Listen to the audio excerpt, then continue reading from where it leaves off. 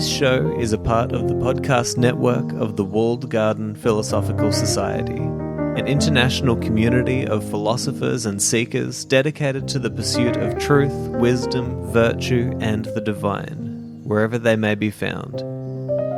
To find out more, go to thewalledgarden.com. Hello and welcome to another episode of Soul Searching with Seneca. So today we're going to be focusing on verses 6 through to 8 of Seneca's 28th letter on travel as a cure for discontent. And so you'll be remembering that from the past couple of episodes that we've been basically going through the first few verses where he's giving us this argument that really travel is not it's not going to be the thing that ultimately cures the illness of your soul, right? So we can always, we can get into this habit of looking outside of ourselves in order to find the solutions to problems that are really existing within us.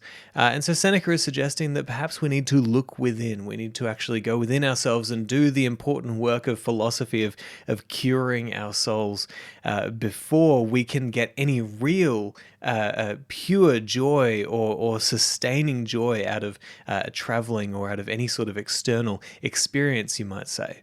And so in these verses that we're reading today, following on in this letter, Seneca is actually almost turning that argument around just to show us that he's not being so hard-nosed in his argument, right? And that he does see the other perspective as well, which is, he goes on to talk about the Forum, which is a place in Rome where, there's a great list on history.com of the kind of functions that took place in the Forum.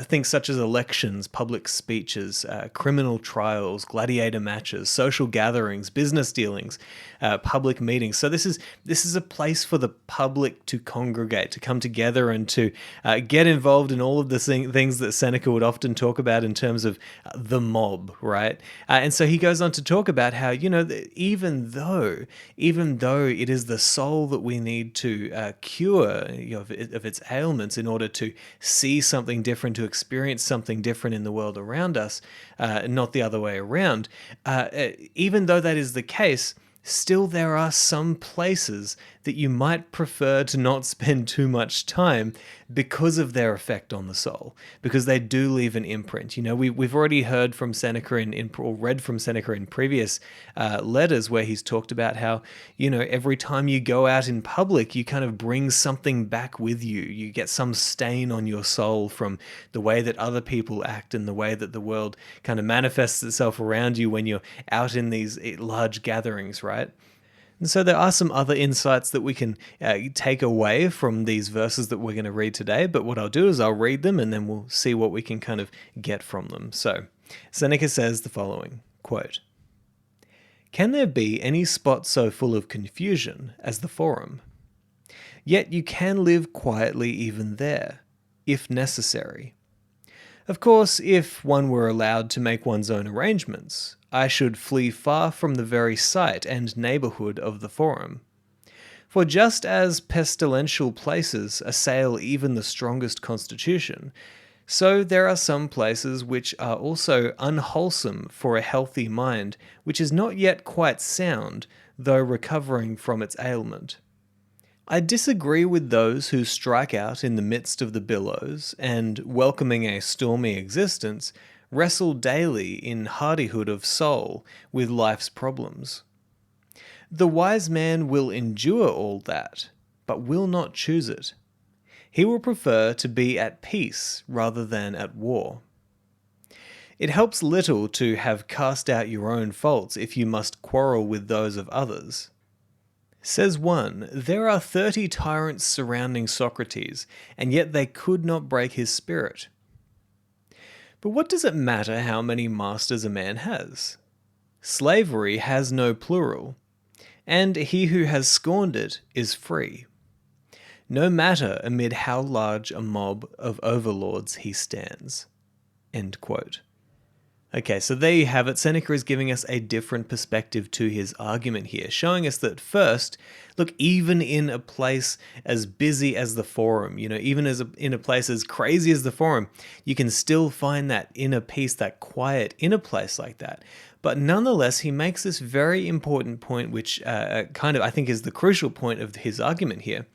He says, I disagree with those who strike out into the midst of the billows and, welcoming a stormy existence, wrestle daily in hardihood of soul with life's problems. And this is the really important part. The wise man will endure all that, but will not choose it. So to Seneca, his version of the sage, his idea of the ideal human being, right, is somebody who doesn't necessarily go out there seeking the hardship, right? Doesn't go out there wanting to put themselves up against these kinds of places, but will nonetheless endure them very well if they are in those circumstances. And this actually kind of takes my mind back to a few episodes ago where I was kind of talking about Seneca's opinion of Cato.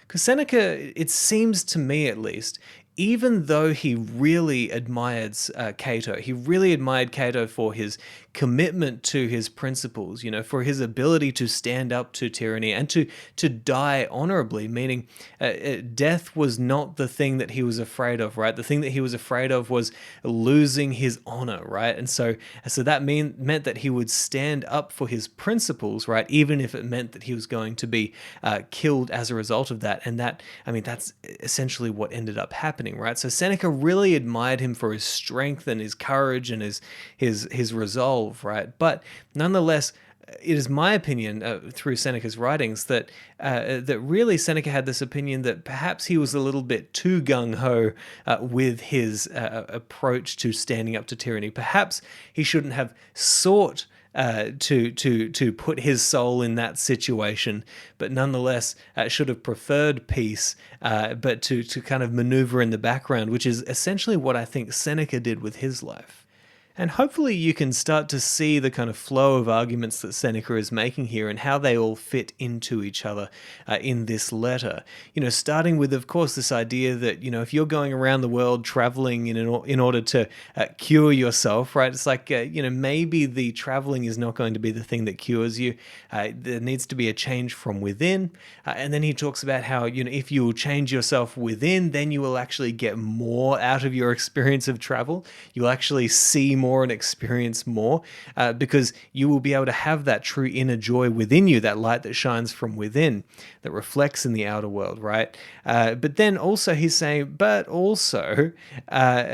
even though you can still find peace in the soul amidst kind of crazy external circumstances or busy or loud external circumstances, that doesn't mean that there aren't some places that you would prefer to not be. And so there might be some places where it is obviously going to be bad for your soul. And I believe he makes this argument elsewhere in his letters as well, though I can't remember it now.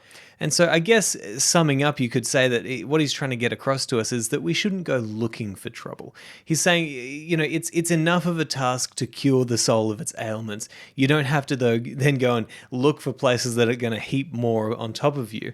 All right. And I think that that's a reasonable suggestion to make. And I wanted to comment on a couple more things that he writes here, because he says one, there were 30 tyrants surrounding Socrates, and yet not one could break his spirit. But what does it matter how many masters a man has? Slavery has no plural, and he who has scorned it is free. No matter amid how large a mob of overlords he stands. So I want to pick this apart because, in a way, what Seneca's doing in this sentence here is he's pulling us back in. He's pulling us back within ourselves and saying, ultimately it's going to be up to you is my interpretation, right? Because this idea that he's giving us about Socrates and the many masters around him, it really plays into a lot of the Stoic idea of learning how to die, dying honorably, being able to stick to your principles and to not be a slave, right? Because Socrates was really a hero to Seneca. Socrates was somebody who came along and showed us that you do not have to be a slave, that you do not have to fear death, that you can die an honorable death, right, by choosing to stick to your principles in life rather than being tyrannized, rather than being forced into some other way of being. And so Seneca is kind of making a really interesting argument here, right? Which is, I'd like to rephrase it in a way that might help us to better understand it. So a lot of the way that the ancient Stoics saw this idea of slavery was, let's put it like this. If you can't go a day without coffee, then you are a slave to coffee. If you can't go a long time without pornography, you are a slave to pornography. If somebody at work is asking you to do something that you know violates your better principles and you choose to do it because you're afraid of the consequences of what might happen if you stick up for your principles honorably, right? Then you're a slave to that person. And so Seneca has noted in the past that everybody is a slave to something, right?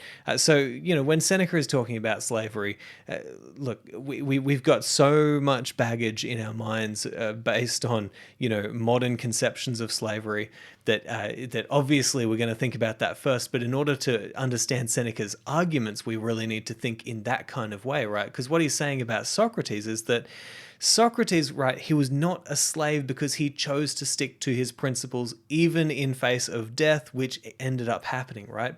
And so that means that by definition, he was not a slave. He stuck to his principles.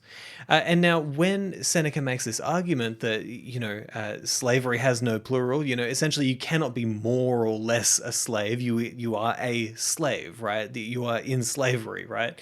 Or enslaved.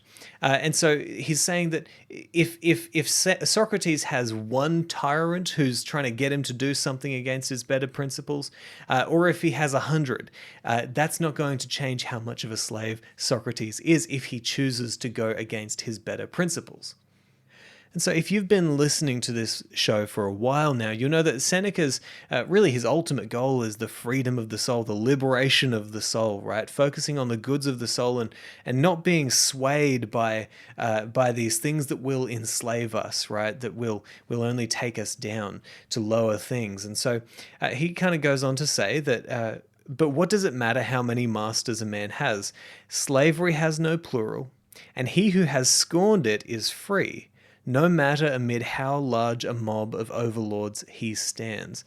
So he's essentially saying that really you can pull this all back to you. You can really pull it in and say, I will not be a slave. I am going to choose to liberate my soul so that the external world and the tyrants that I will find out there will not touch my soul. They will not stain my soul with anything unclean. And so you might be thinking, well, how does this relate to this idea of traveling abroad? And to my best interpretation, I mean, it fits in perfectly. Stop looking to the world outside of you.